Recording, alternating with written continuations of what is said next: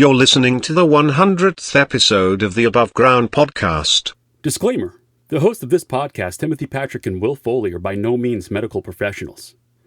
However, having lived experience with mental illness themselves, they have gained useful perspectives on common mental health issues that some of us struggle to overcome on a daily basis. By sharing their stories, they hope to create connection. By creating connection, they hope to help you find your purpose. And through purpose, we can all begin to build the foundation for positive mental health. This is Above Ground Podcast. Are you ready to lace up your boots, throw up your horns, and jump into the pit? Then let's stomp the stigmas of mental illness. It's time for Above Ground Podcast. Now, Will Foley and Timothy Patrick. Hey everyone, this is Jordan from episode 61, and you're listening to the Above Ground Podcast. Be well, be safe, and be above. So how are we tonight, Jordan? How are you? Well, I'm very good. I'm happy to be a part of this, and I figured, since I have this opportunity, I'd like to compliment the two of you. For me personally, and I know a lot of others, the show has been beyond helpful. Not only do you talk about the problems, but you discuss the solutions. And for a lot of people, that's what they're looking for. They're aware of the problem. How do I fix it? And that's what the two of you excel at. Wow, thank you. Wow, yeah, I'm caught at a loss for words there, man. Yeah, well, it's actually kind of it's a tier of root beer. It's cool that you say that, because I feel that they're like a lot with like the memes that people post. It's always like, this is this and this is that, but there's never like, and I'm always the one to be like, all right, well, can you help me out? Like, how do I? What are what are steps towards this? Whatever you're talking about, and a lot of the times they don't put it in there. And I try. I mean, as far as on my end, I try to emphasize putting something in there that can help. Right, and I think it's easy to point out the problem. It's much harder to come up with a solution. That takes strength. And the two of you have, for me anyways, I listen every week since the beginning, every single episode, and every single episode you talk about solutions. One thing you could do for mental health without any constrictions, what would it be? Tim, you and I have talked about this before, and it makes sense inside my head. Maybe in practice it wouldn't work, but I feel like the stigma of mental illness is created in early childhood by discipline from the child's parents. When a child has an emotional outburst and they are disciplined for feeling and expressing their emotions, they learn the stigma at a very early age. I feel like there's a better way. There's got to be a better way.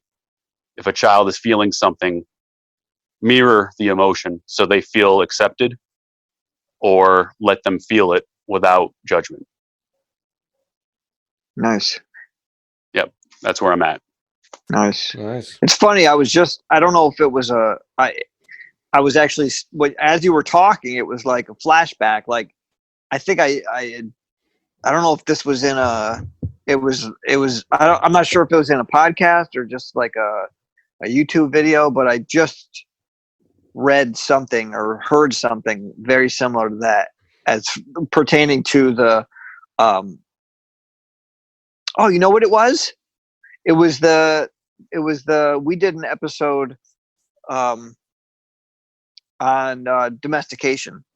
Right.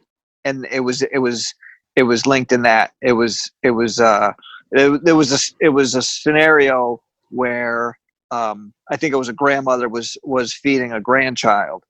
And like, basically it was like, if you don't eat all those green beans, or if you don't eat your vegetables, this is going to happen.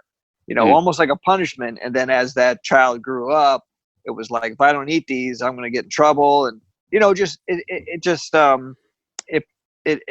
it kind of perpetuates more problems later on in life, Yeah, I think discipline is more about the parents getting what they want at the time rather than making your child a better person. But we're all guilty of it. We're all just big hairy children anyways. Yeah, we are. Well, Yeah. I am. I know that. No, some we of us are. not, Jordan, are. some of us not so big. So your point, I don't know where I am on your phone, but I'm above you on mine. Oh, all right. Hold on. Is that better, Will? It would have been funny if somebody see it. We're like the Brady Bunch. Hey, this is Valéry, and I just had a great open conversation about mental health with the guys from Above Ground Podcast. Check out my episode number 86. It is called In the Blood. So if there is something that you could do for mental health as a whole without any kind of restraints, what would it be? What would you like to see, kind of thing like that, if that makes sense? I would like to see, there's so many things to choose from. Can I say two? Sure. You can say whatever you want. Okay. I would really like to see a lot more opportunity for teachers at younger grade levels to start that conversation with students, because I know so many children struggle when they're younger and they're just not given the opportunity or even the words and the language to express what they're going through. And I don't think that's any lack of desire from teachers. I think it's just the system is a little constricting right now, and we need to open that up a little bit. And then the second would be to keep fighting for better mental health training for first responders, especially law enforcement. I think that's hugely important. I agree, especially here in the United States. Absolutely. Most of those guys are walking around with their own traumas that they haven't addressed. And there's a lot of people that are walking around unregulated, as we like to say here, that just have not and again, we you know, it's like, you don't have the language, you don't have the history of it, and men especially, but it's like, and I realize that from your blog post that we just, you know, toxic masculinity is one of those things that is not just a buzzword. It really can be for a lot of people. Not necessarily everyone, but a lot of people do struggle with that, and it's very hard to talk emotionally when you're a man, because I've had conversations with people and they're like, emotions get me killed, because that's really what they think, you know what I mean? Because if you got empathy kills me, and that's a conversation. I guess that's a longer conversation that we have to have with people who can actually like talk to that thing, but it is I think that's kind of to piggyback on what Valéry said, which you know well that I've always preached, is if we can start at a younger age and incorporate this into the education system. It's almost as if we don't need to talk about all that other stuff, because 90% of it will just be taken care of with you know what I mean? As we grow and learn. Well, that's true. But again, you can't, if you're not willing to address one thing or the other, you're never going to start anywhere. So where do you start? You got to start at the point that you see the most damage. Well, sure, but you're going to have better humans. You're going to have more regulation with emotions and everything else. I totally agree. I totally agree. But you do have to start young, and we don't teach that in school. And especially here in the States, we teach to test.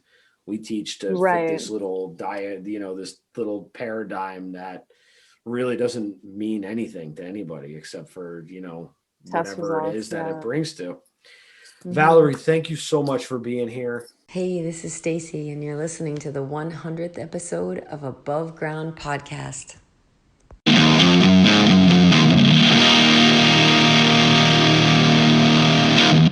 Hey, I'm Todd, and you are listening to the 100th episode of the Above Ground Podcast. You can check me out at episode number 55, Black Eyed Todd. Happy 100th birthday, Will and Timothy. We're making lots of noise, we're 21st century boys. What the heck is going on over here? Hey, what's up, everyone? Welcome to a very special century 100th episode. Woohoo! Well, we made it to episode 100. We would like to just give a quick shout out to everybody that has interacted with us, whether it be online or just checking out our episodes, liking the episodes, subscribing. We've had people leave reviews on Apple Podcasts, and we appreciate that as well. It always helps people find our podcast a little bit easier. So, just a quick shout out to everybody that has supported us and listened to an episode. We appreciate it, and we're grateful. Yeah, Timmy, we are grateful, man. I can't express my gratitude enough. I hope everybody's enjoying themselves because I really did put all my energy into this episode, man. I tried to find the best things that I could for the time that we allotted or tried to allot, and I put a lot of pressure on myself the last couple of weeks. I've not been feeling good. I think I probably just stressed myself out to whatever 10th degree it was, but I got lucky tonight because tonight is Friday as we're recording this before the Wednesday, and I was supposed to be playing it. I had a gig tonight, but it got canceled due to the weather because we have some high wind stuff going on, and we got to finish this because that's the reason why Tim and I are sitting in a room together tonight, or we'd be sitting in a bar, and I'd be screaming at the top of my lungs going, So, but we do thank you, and we wanted to actually do something really cool. So, Tim and I now have done. This is our 100th episode, man. So I got to ask you, dude. 99 episodes in, we've talked about a lot of stuff. We've shared a lot of stuff. We've also heard a lot of stories from other people, man. A lot of stories, yeah. Dude, what are 3 key takeaways, man, that you've found? Maybe something that's changed your mind, maybe something that's opened your mind. I don't know, but let's hear. Well, I don't know if I can, exact like moments or pinpoint specific things, but I think just in general, I've always considered myself to have an open mind about things, but I think I've learned a lot. I think I've learned to open up to other people's perceptions, to see their point of views on things. I think also I've learned to have a little more empathy, believe it or not. Yeah, I can see it, dude. I see it. Dude, I've seen a big change in you just in the few years that like we've been really like concentrating on this, man. And I say that, I'm proud to call you my friend, brother. Thanks, man. Likewise. And I've seen growth in you as well, And I like I said, I actually had some things written down and I left them home, but just I think just learning new things and seeing different perspectives. I think originally we had a couple different things in mind when we started this, and one thing that I think has stayed with both of us is just the connection, offering up space for people. And also I think at the same time, it like helps us, with the whole gamut of things, and I think connection is that underlying piece to that. I agree, man. I agree. And that's actually my first takeaway was that everybody seeks connection. Yeah. That's what we're really seeking. We're all seeking connection. Absolutely. In one way or another, man. Whether, and it's that's, the common denominator that we all share is that we all share some sort of pain. We've all lost someone, something. We've all suffered great loss, great failure, and sometimes great illness and great suffering and great abuse and great, and great misuse and things. And life is tough, man. And sometimes you just need to know that somebody else has been out there with you doing the same thing, living the same struggles. It makes it a little easier to go, man. And my second takeaway was that's our common bond, is that we do share that, man. That's the one thing, man. Yeah. We share, Yeah, and I think that connection, like you said, as the end of your last point, was my first point, and I just wanted to kind of, because like that's like the perfect thing. Yeah, and I think to kind of even piggyback on the whole, everyone goes through, everyone has their piece of suffering and tragedy. And I think to even piggyback off of that, I've learned a lot about trauma, by itself, just, as one single thing. But also I've really, I've always felt strongly about not comparing, but unfortunately some of the culture that we have to live in is all about really comparing each other's and whether it's I look better than you, or I drive a better car than you, or maybe it's the negative circus where my trauma is worse than yours. So I've really come to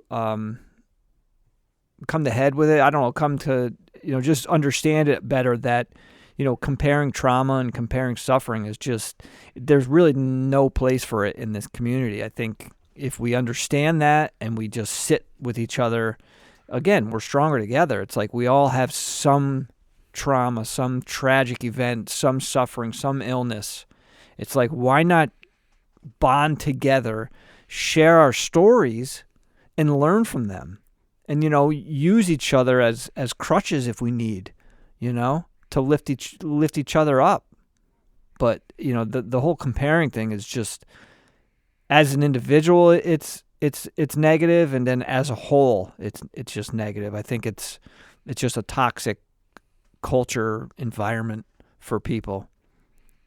I agree, and and to kind of almost piggyback on part of what you said, a few moments ago, is that my actual third point, and the biggest point is that the growth is not possible without opening to it, man. And you got, dude, you can, Perfect. You got to be open to growing, but you also got to be open to see what the answers are. Yeah.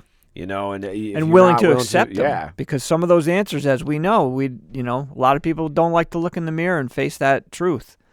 You gotta, you don't have to do it in a day or 2 days or a year. Take one step at a time if that's what it takes. But if, as Will said, if you're talking about healing and you want to heal and you want to, improve, whatever you want to call it, then that's what Will said is absolutely necessary. There's no question to it. It's a necessary thing. You have to open that door. You have to. And it's not possible without you walking through it. And you have to understand, this is an active process. This is not a passive process. This is an active, brutal process. and quite honestly, as we've made this episode, dude, I have wrapped myself in knots. And you know this. I was crawling off the wall last Saturday. I know. When I didn't really have anything. And then Saturday night, I got a break because I had the house to myself, and I was able to sit down and start putting all the clips together. And I put all these clips together, and I didn't even use half of them. But the great thing is we'll have them. That's all right. Yeah, that's which is good. But I think you needed to kind of go through that process, as you probably realize. I did. That I sometimes doubt yourself. I do, and it was a confidence builder, because I think that the episode actually turned out different than I had anticipated. This is way different than but the unfolding of it is the way it was supposed to be. It unfolded the way it was supposed to. I can't fight that. Right. Yeah. I did the best I could to do the best thing that I could. But this is how the episode is. This is what it is. And that's stuff, but that's all that really matters. And so we're here talking about it. That's all that matters. You know what I mean? Whether people like it or not, or whether someone thinks it's good or not, it doesn't matter. We're gonna be here. We're gonna be here for another 100. Absolutely, man. We are too, because we've already got a bunch in the bag, man. We've got interviews and stuff. We got episodes already set going through September. Some great interviews. We have some great interviews coming up. Dr. Holly Schoenberger is going to be on. Lisa Scott, who has What's Up with Lisa. The podcast is awesome. Like, that podcast has been such a big help to me lately. Yeah. I've been listening to a bunch of episodes. So good. But we've had so many good people on. Vicky Savini's coming up. Yeah, Vicky Savini's coming up. She has the book Burn the Damn Cape, and I'm going to actually do the 30-day. Yeah. Before we run the episode, I think, because I think I could benefit from it. I'm sure right you now, could. I think I'm having. Yeah, we've had some conversations off air. I don't want to get into it yet because it's a little too woo woo for me too. But it's kind of coming true, and I'm kind of. Maybe it was my way of being told, "Hey, we're here." I think so. You're doing something good. We're here. We're here. Take care of yourself because something good's going to happen. You don't want to fuck it up. Do you have a third there? Yes. You know, the thing that I want to leave you with is that out of all these episodes, man, and all the stuff that I've learned and ingested in the last several years of being on this journey of a mental health advocate and learning about suicide and learning about suicide prevention and ingesting so many people's stories, man, about loss, is that the more you think you know, the more you don't know. And that's what I've realized is I know far way less than I ever thought I knew. And that actually, what that does to me is it actually opens me up to education, because now I'm curious again, because there's so much that I didn't look at that I can incorporate now because I have the wisdom enough of the age. I mean, I'm 49 years old now, and it's like I have that's that growth, wisdom. baby. I have that wisdom now that I can actually start to uncover, man, and use in some positive way. That's good to hear, man. That's awesome. I like that. But I realize that it's more I don't know, so it's like good. But it just creates that space and openness and willingness. I think that I think the cup got so, you know how the cup gets to the top and you can't put any more in, but if it keeps running in, it just keeps running over. And again, like, not every part of my life is that succinct right there in that statement, but it's a work in progress, just like we are. So that's why we're on this journey together, everyone out there, man, no matter what. Yeah. I think I don't like the big G word. Tim and I have had this discussion a lot. The big G word is G with the end of the D, and it's dog. It's dog spelled backwards. Okay. Dog spelled backwards. I'm not a big fan of that word, so I've come up with a new word for, the Tao, the one, the universe, and it's unity, because that's what we really need. We need unity because we are far better together, and that's why we're out here. We've got some wisdom that we've gained. We can't tell you what to do. We can only share with you what's worked for us and give you some tools along the way. Absolutely. And we thank you so much for doing this with us and being on this ride with us and riding the waves with us, because it's hard to surf, man. It is very hard to surf. It is, but I think that was actually another, I believe, a goal or whatever on our list when we set out to do this was exactly what you said. Like, we don't want to come out here and tell people what to do, but we want to share what we have learned and help make these kind of discussions a little bit more standard in your everyday conversation. Instead of just nodding your head, hey, what's up? Absolutely. You could just be, hey, how's it really going? What's going on? Hey, is this good? You sure? And everything, and not have to worry about, what your answer is going to be, if they're going to judge you, if the other person is going to judge you or not, Yeah. Yeah. We're going to be back in a few moments to wrap up and give a big shout out to some people and some thank yous and tell you about some stuff that we got coming up. And right now, you're going to hear from Dan Egan. Dan Egan is a friend of mine. He is a part of the American Foundation for Suicide Prevention. If there was something that you could do or you would like to see done as a whole for mental health, what would it be? I mean, I think a big one is just to make it more accessible for people. So I think having at least like a mental health physical, like building that. I don't know what it looks like. I don't know what it would involve. I just know that I would like to see it happen. When you go to your physical now, they have like those questions. Like I went last time and they give me this little sheet. It's like, on a scale of 1 to 5, how depressed are you every day? And like, we're at the point where at least they're asking those questions, but I don't really feel like they want the answers. Yeah. It's funny because to jump into that, I actually had to fill one out at one of my recent doctor's appointments, and she left the room. So I actually took a picture of it with my phone because I wanted to bring it home just to look at it, because I'm like thinking to myself, I'm like, dude, you're not asking anything. This is such surface bullshit. It's good. Look, it's not bullshit because it's good to ask. Right. But it's so surface. It's so surface oriented that it's almost like you don't necessarily want the answer because you don't have an answer except to say, well, do you want medicine? We don't have the tool. We don't have the tools to do it. Exactly. We don't have the tools to give people that will help them fight. You know, it's like, it's a surface question of, are there days where you find it hard to get up out of bed? Well, yeah, but it doesn't ask the second question. Do you still get up out of bed? You know? Right. Like, yeah, there's having the feelings, and then there's, are you at the point where you need something else to help you fight those feelings? You know, and this is what the something else is. You know, yeah, again, like, I think we just need to get there on the medical side. You know, and the same with medications. Like, you'll see warnings on a lot of medications that apparently we know that medication can put thoughts of suicide into someone's head. I shouldn't say we know that, but it appears to be something that can happen, especially with teens and young people. And it's not necessarily on antidepressants. You know, it's been warnings on multiple different types of medicine. So logically speaking, you know, if we know, if that is possible to happen, well, then the inverse should also be possible. You know, we should be able to find something that helps curb those suicidal ideations and get people through those. You would think, right? Well, you would think that. You would also think, though, with so much work that goes into these medicines, that they would have figured out a compound that would not bring those things on. Yeah, I just think it comes back to the not understanding brain chemistry. Yeah, I think it's different for each person. It's hard to really to negate the whole thing. But I think more or less, I think we should try and focus more on, you know, here's medication, and I'm not against medication. I take medication.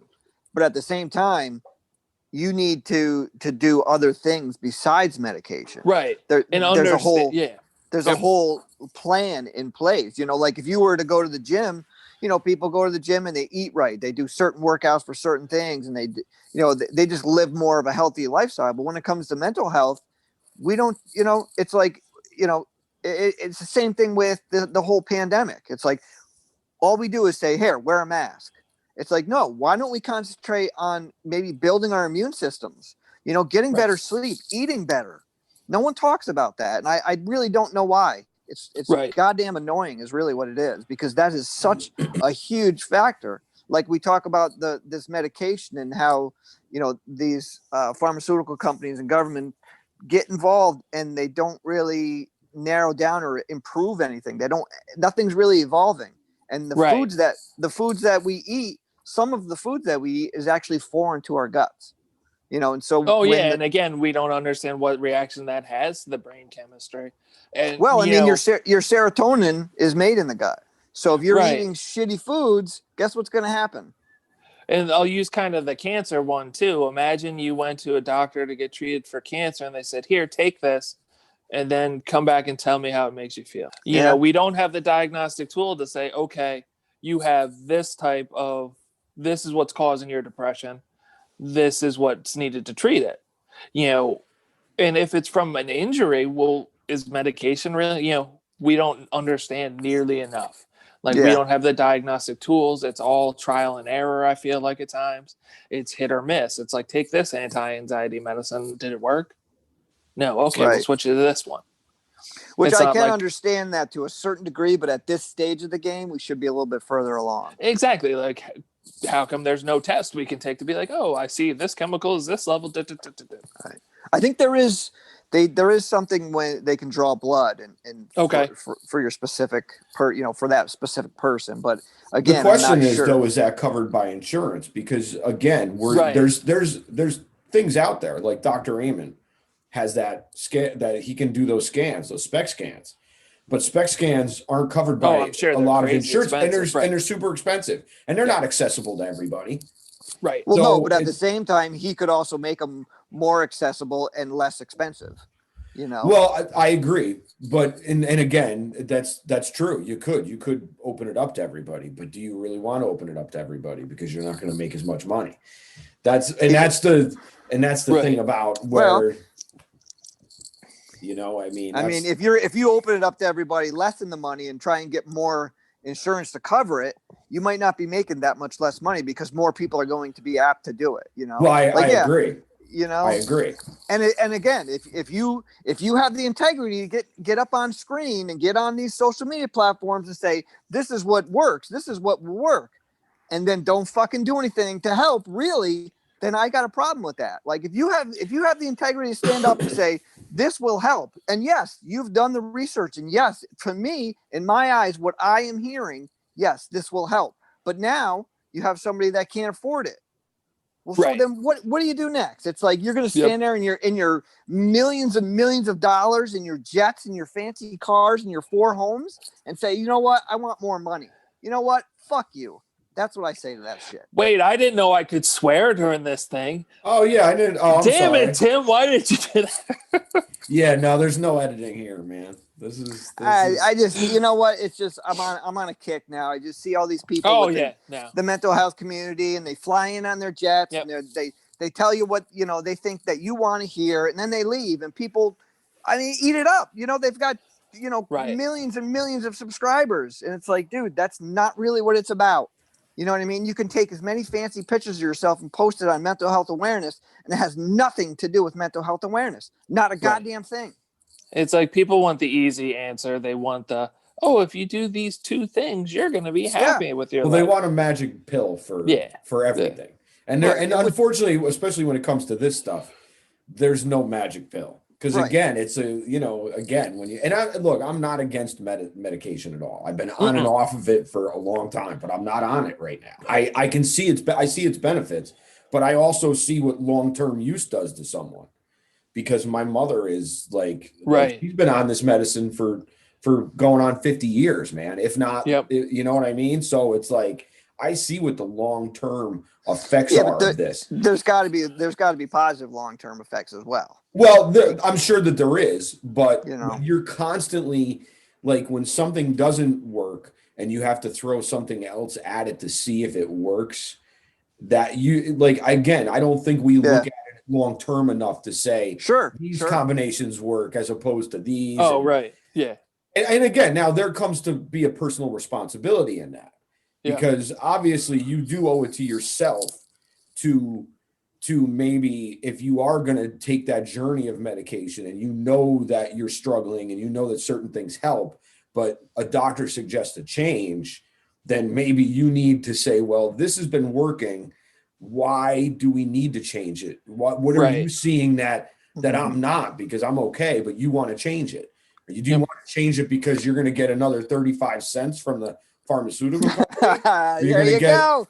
Preach. Well, I'm not coming down, like, I'm not coming from the side of bashing anybody, because again, they will all tell you, we don't know what's going on. We're just gonna throw shit at it and see if it sticks. We're gonna throw spaghetti at the wall and see how many strands of spaghetti we can get and see what kind of pretty pictures we make. And again, that's a big part is, I think the research into mental health is incredibly underfunded. Oh, absolutely. Bingo. Yeah, bingo. You look at the millions and millions of dollars we spend on cancer research, and it's made a difference. You know, if you go back to, I always go to the Jim Valvano speech in sports. Oh, yeah. And listen to what he said about the fact that at that time, and again, they're all important things to spend money on. At the time Jim Valvano gave his speech, more money went into AIDS research than went into cancer research. And look at, if you make that moment the point in time, and then look at the change in the money spent, and the change in the outcomes, and the change in the results, you know, it shows you that matters. Awesome, well, Dan, dude. That was a great conversation, a great healing conversation. If you've lost someone to suicide, you may feel overwhelmed by grief, confusion, or even anger, but you are not alone. The American Foundation for Suicide Prevention offers support in the weeks and months following a suicide. The Healing Conversations program gives those who have lost someone to suicide the opportunity to talk with a caring volunteer. Having experienced suicide loss themselves, our volunteers know firsthand the emotions associated with this type of loss. They can offer comfort and guidance, as well as community resources that may be useful on the path ahead. Healing Conversations are available in person, on the phone, or by video chat. To learn more about the American Foundation for Suicide Prevention and how to schedule your own healing conversation, please visit afsp.org/healing conversation. I would like to change, I would like to remove the label of commit suicide.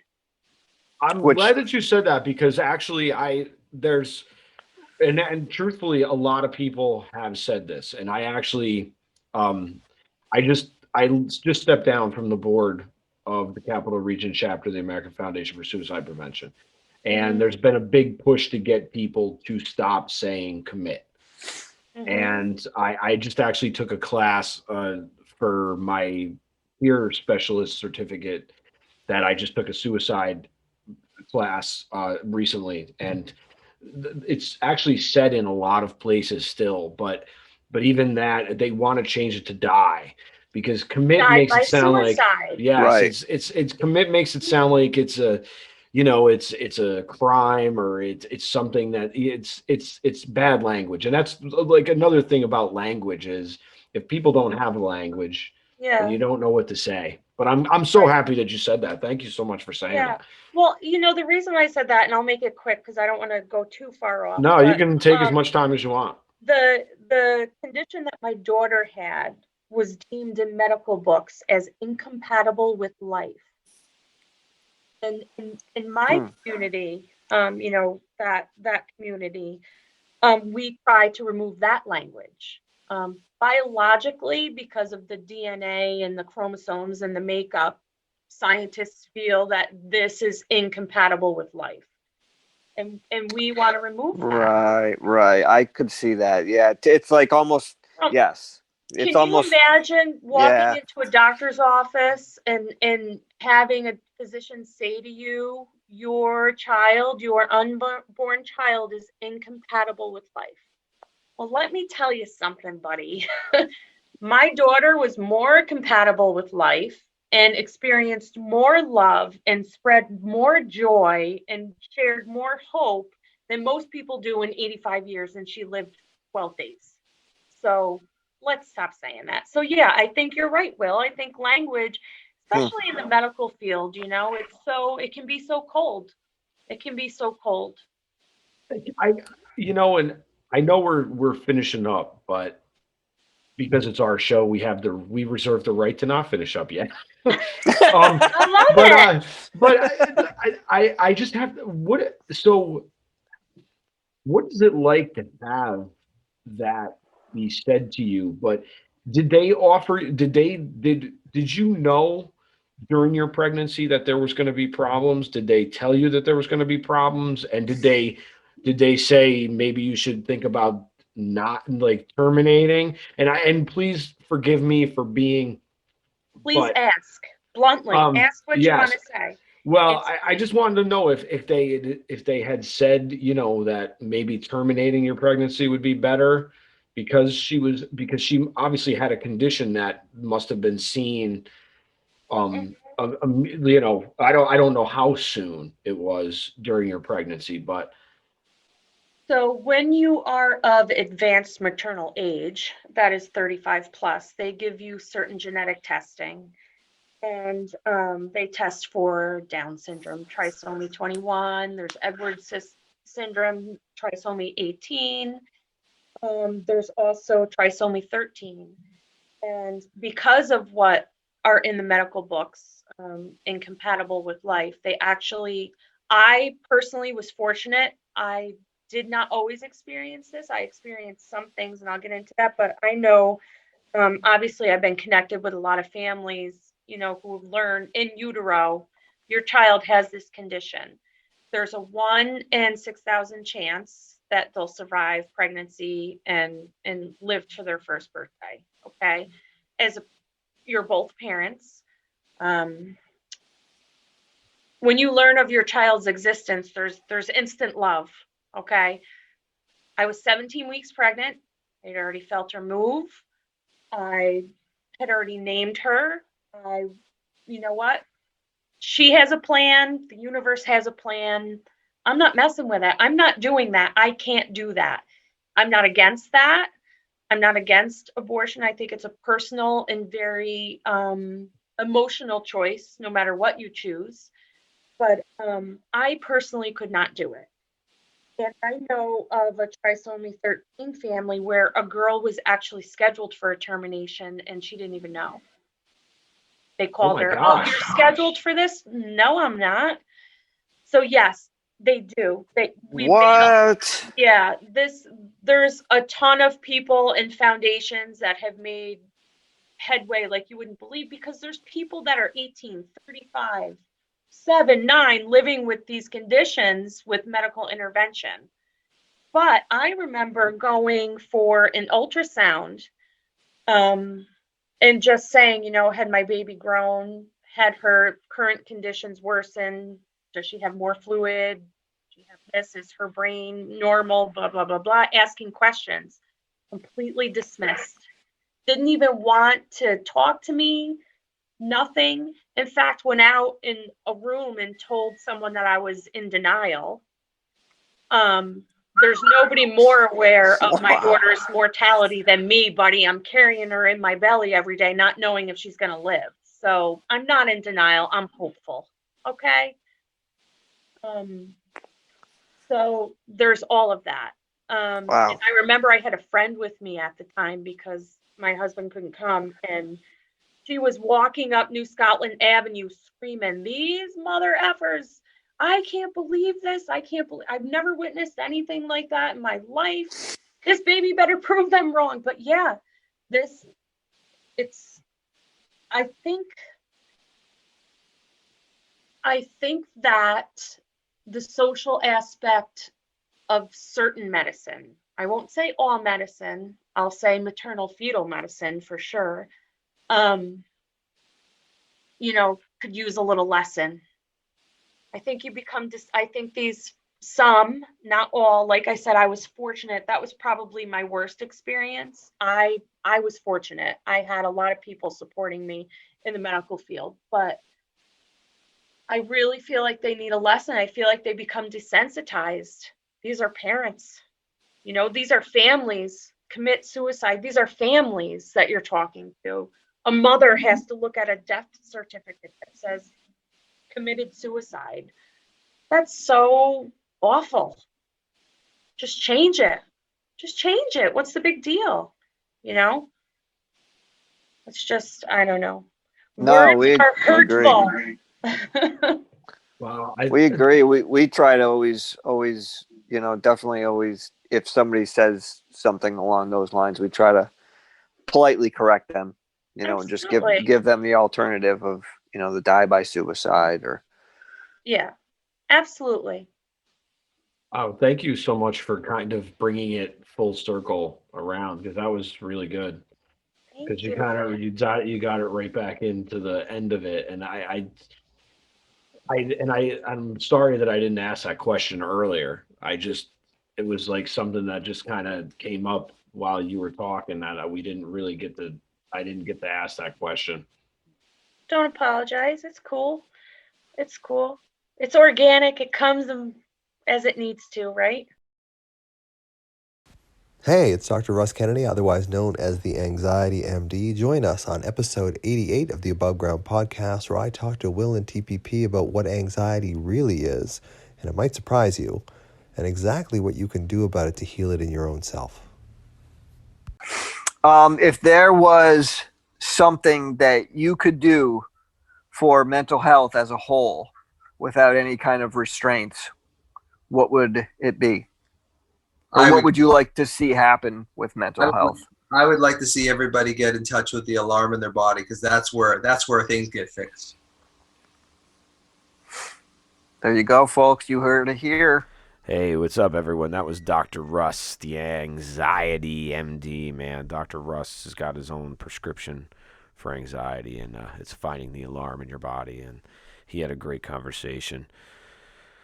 So now, man, we're out. This is it. We're ending our 100th episode, and we so appreciate everything that everybody says, all the shares, all the likes, all the comments, all the back and forth, man.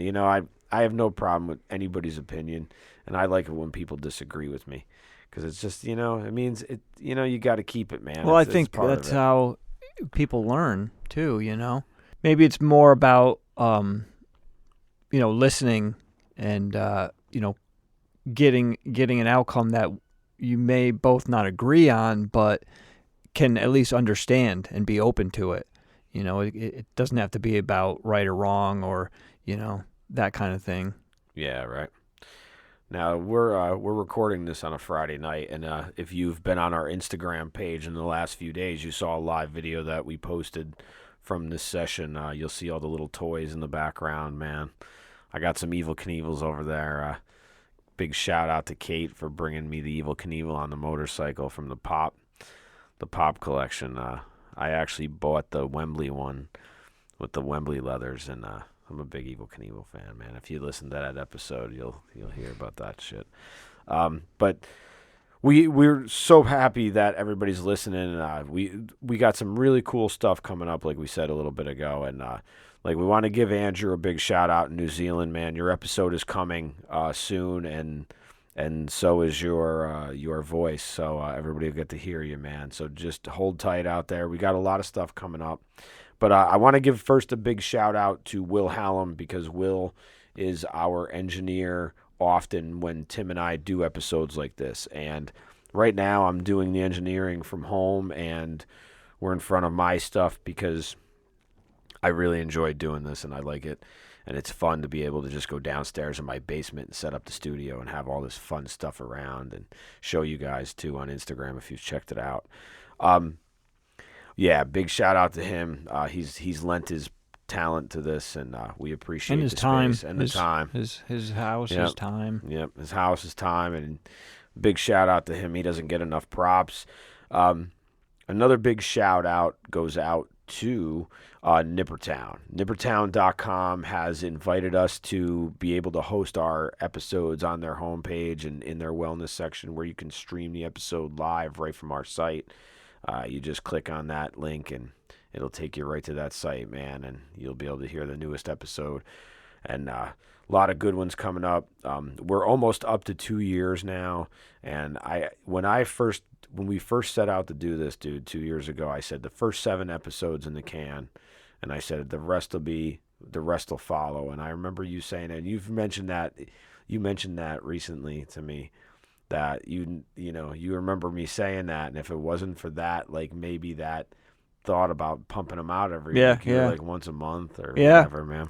Yeah. But yeah, so it's been a fun ride, man. But I wanted to give a big shout out to Jim at Nippertown. Nippertown.com is the premier online destination for everything arts, entertainment, culture, wellness in the 518. It's a big arts and entertainment and culture spot. It's like the digital version of the preview from the Times Union. If you're from the 518, you'll know what I'm talking about. Or if you visited here, you'll see one if you're here on Thursdays. Or it's like your local, grassroots magazine paper that lists all your community events and stuff, your community newses and stuff. And big shout out to Ralph Renna, because Ralph Renna is actually the one who kind of made this happen, man. I reached out to Ralph. Ralph and I have known each other a very long time. I grew up in South Troy with him. And actually, I grew up at the foot of South Troy, but it's all good. I consider myself a city boy, but and Ralph and I have been known each other a long time, man. And Ralph said he was going to make the connection, and Jim was willing to do it, and Jim was willing to give us a shot, and everything's working out good. I think we're going to probably hook up sometime soon with Jim and do some interview stuff. And so a big shout out to them, man. And don't forget, we do have a donation spot set up on PayPal. PayPal.me Above Ground Podcast. You'll see my name. It just it has to be attached to somebody, so you might see my name attached with it. But that's where it is. We thank everybody for all the donations. We'll take your coffee money. Yes, we'll take your coffee money. And there'll be some other stuff coming up too, man. We got our 2-year anniversary coming up in June, man. We'll be at 104 episodes by then. So 4 episodes deep from now, we'll be at our 2-year anniversary. And there's no stopping, man. We got a lot of stuff we got a bunch of stuff in the can and a bunch of stuff coming up. And so speaking of which, we have a big event. We're our first event out as Above Ground Podcast and as a community kind of resource for us. This is a 518 event through Nippertown, through Capital Underground. It is Reverbicon, and you'll hear the spot just after I'm done here. And I want to thank Ralph for inviting us out. But Reverbicon is going to be a big event in June. in Scotticoke, New York. 12154 Scotticoke. Yeah, we'll be there with a community table, all day. It's an all day event from like 12 to 7, and it's put on by Capital Underground, Ralph's show, and it's going to be Saturday, June 5th from noon to 7. It's free to the public, open to all ages at the Broken Road Barbecue and Bar in Scotticoke, New York, man. You know, there's going to be wrestlers there. There's going to be a wild makeup artist, a horror movie makeup artist. It's going to be crazy, and we're going to have a community resource table there talking about mental health. I've got community resources from all the major players in the state of New York for mental health. NAMI, the American Foundation for Suicide Prevention, the Mental Health Association of New York State. They're all giving me brochures, and I'm going to have stuff, and you can come up and have a real conversation with us. You know, you can, if you've listened to the podcast, you can talk to us about it. You can ask us if there's something you want to hear, if there's something we can help you with. But big shout outs to everybody that will be there. Looking forward to that as we get back to normal and stuff. But another big shout out I wanted to make is I wanted to make a shout out to Healing Springs Recovery Center in Saratoga, New York. Megan and everybody up there, man. Thank you so much for everything that we've been able to do. Like, it's tough to do groups, man, in person now, and it's you know. It really is. It really is like hard, man. I want to give a big shout out to Brendan and Ken and Lillian and Alex up there too, man, because they've all been there when we've been there. It's a wonderful resource in your community if you're suffering from really any type of mental health thing also, but it's mostly based around substance recovery. They offer a lot of different groups. They offer the Buddhist group. They offer connections to that Buddhist group that Noah Levine is that they base it on. But big shout out to them. So shout out to our intro guy, our voiceover disclaimer. Our disclaimer, Jordan. Thanks for lending your voice to our show. Thanks to Dan and Natalie out in Florida making some killer T-shirts at closeknitcompany.com, closeknitco.com. If you go into the box category of Collab X, you can find Above Ground Podcast T-shirts and Above Ground Podcast hoodies. So depending on where you're ordering from, T-shirt, hoodie, and some of that money comes back to us to go right back into the show to help continue to do what we are doing. Also, there's a shout out to Steve in 12047. Always see him walking his dogs, and just give him a quick shout out. Thanks for listening. And I wanted to just say this while Tim and I are here, and this is this is a very special episode for me, like I said. But I wanted to just mention that it's been 2 years since we lost Patrick. And I wanted to give a special shout out to everyone in the Brereton family and that he's gone but not forgotten. And yeah, he was actually a piece in us really, we toyed with the idea and we had things kind of lined up, but we didn't. I don't know if we just second guessed ourselves, but I think after that tragic event, we were like, yeah, oh yeah. That definitely concealed it, man, because that was the March of the June that we started. You're right. So yeah. So yeah. So never far from our thoughts, man. Never. So thank you to everyone, and we really do appreciate it.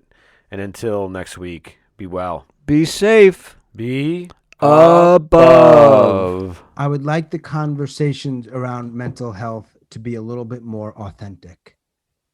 And I would like for us to treat people who are in pain not like children, but like adults, presumably who are in pain but can take care of. Like, you can ask people stuff. Tim's a big boy. Will's a big boy. We can talk about shit. We don't have to candy coat it. You're going to be fine. I mean, you know what I'm saying?